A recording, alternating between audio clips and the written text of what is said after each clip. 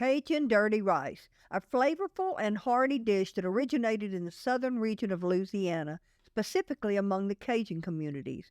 The dirty in the name refers to the brown color of the rice resulting from cooking it with meat and vegetables. This dish is a true culinary delight and with its rich and savory taste, showcasing that unique Cajun flavor. So let's get started on Darlene's Table. I cooked these chicken gizzards yesterday until they were very tender. I saved the broth and used it to cook my rice along with additional broth. So I have my onion, bell pepper, celery, green onion, parsley, garlic, and Cajun seasoning. We'll start out with about a pound of Jimmy Dean hot breakfast sausage. While it's cooking, I'm going to grind the giblets or gizzards in the food processor until they're very fine. Just pulse it until they're very fine. There we go. Now once this pork sausage is cooked, we'll add the onions, bell pepper. I like to use different colors of bell pepper. Red and green's nice. Celery. Cook this for a few minutes. And I'm going to add the garlic. I love garlic, probably too much. Now I'm adding in the gizzards that I chopped very fine.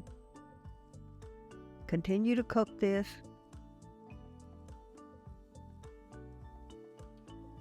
So that's our meat mixture, and I'm adding the green onion and the parsley to it. Now, I've turned the heat off. I don't want to cook my green onion and parsley. Now I'm going to put my rice in here and separate the grains. Need a large bowl to mix this up. So now in with my meat and vegetable mixture. Stir it up, keep stirring till it's well blended. And you don't want any lumps, so make sure you break up those lumps of rice if you have any. This is so good. If you've never had dirty rice, you need to treat yourself and make this recipe. So in with the Cajun seasoning, and then taste it for salt and pepper or additional Cajun seasoning. Cajun dirty rice is a favored side around these parts. It's good with pork chops, fried chicken, seafood, beef stew, or whatever. I made this batch to serve with Cajun meat pies, which is another video coming soon. Of course it has chicken gizzards, but you can substitute chicken liver, which some people aren't fond of. But for those of us who are, it's really special.